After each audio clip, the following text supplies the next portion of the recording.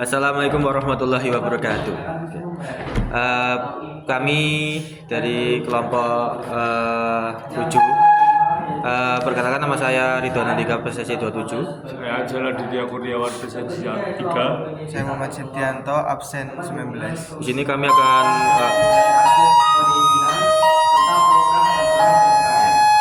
sini kami akan mempresentasikan hasil kerja kami, yaitu membuat laporan. Yang pertama adalah analisis SWOT. Topik ini. Oh ya, topik dari laporan kami yaitu tingginya angka putus sekolah usia pelajar. Nah, yang pertama analisis SWOT-nya. Yang pertama adalah strength, yaitu pemerintah telah menetapkan berbagai kebijakan dan program bantuan pendidikan. Yang kedua, kesadaran akan pentingnya pendidikan mulai meningkat di beberapa daerah. Yang kedua ada weakness. Yang pertama, kemiskinan dan keterbatasan ekonomi keluarga menghambat akses pendidikan. Yang kedua, kurangnya tenaga pendidik dan sarana penunjang. Terus yang selanjutnya ada opportunity atau peluang, yaitu kolaborasi antara pemerintah, masyarakat, penerapan teknologi dan sistem informasi untuk mempermudah akses pendidikan, program beasiswa dan bantuan sosial. Yang terakhir ada threats, yaitu ancaman. Yang pertama ada meningkatkan kemiskinan dan Peningkatan kemiskinan, ketimpangan sosial ekonomi. Yang kedua, fenomena pekerja anak yang tinggi, lingkungan sekolah yang tidak kondusif, dan dampak jangka panjang terhadap pembangunan sosial dan ekonomi bangsa.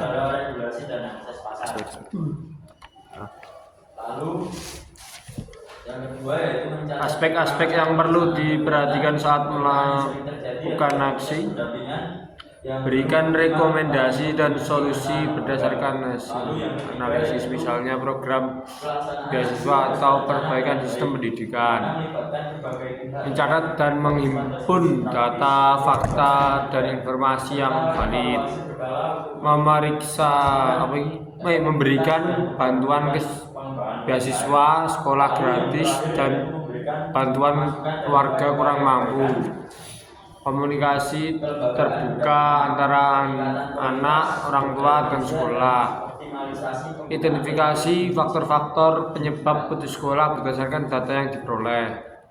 Pembangunan infrastruktur pendidikan yang merata, termasuk akses transportasi dan fasilitas sekolah, harus menjadi prioritas. Latar belakangnya, pendidikan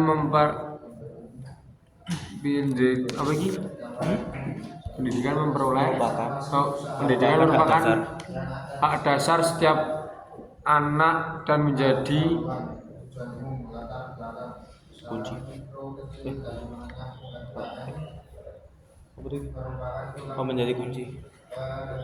kunci utama dalam pembangunan bangsa. Namun, hingga saat ini angka putus sekolah di Indonesia masih tinggi.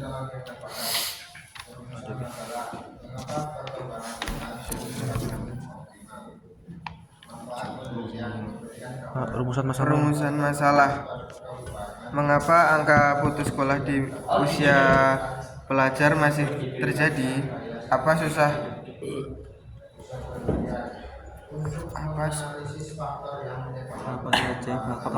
saja faktor penyebab utama putus sekolah? Manfaat penelitian: memberikan pemahaman kepada masyarakat tentang pentingnya pendidikan, menjadi acuan bagi pihak terkait dalam merancang program pencegah putus sekolah. Terus tujuan penelitian: mengidentifikasi faktor-faktor penyebab tingginya angka putus sekolah usia pelajar, menyusun rekomendasi susulan untuk menekan angka putus sekolah. Identifikasi.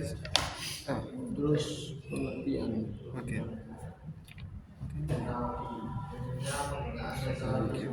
Iki dong dia.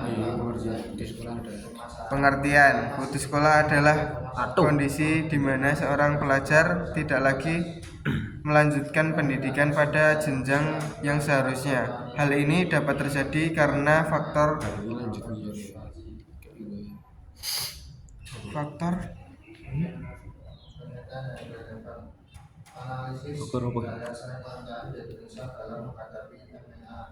Faktor internal maupun eksternal.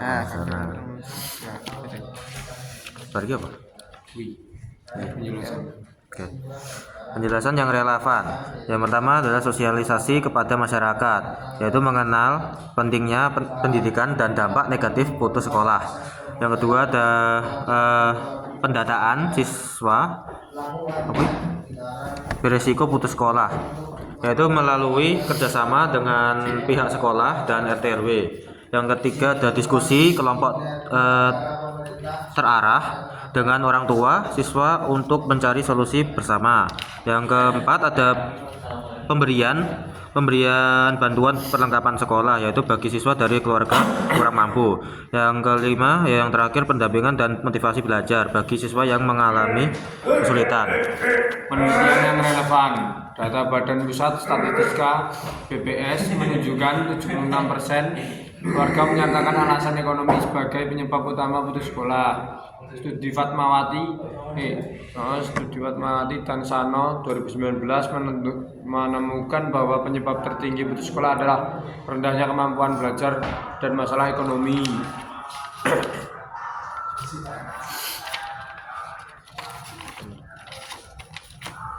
Kesimpulannya, tingginya angka putus sekolah usai pelajar diakibatkan oleh berbagai faktor, terutama ekonomi, akses pendidikan, dan lingkungan sosial. Upaya penanggulan putus sekolah secara terpadu.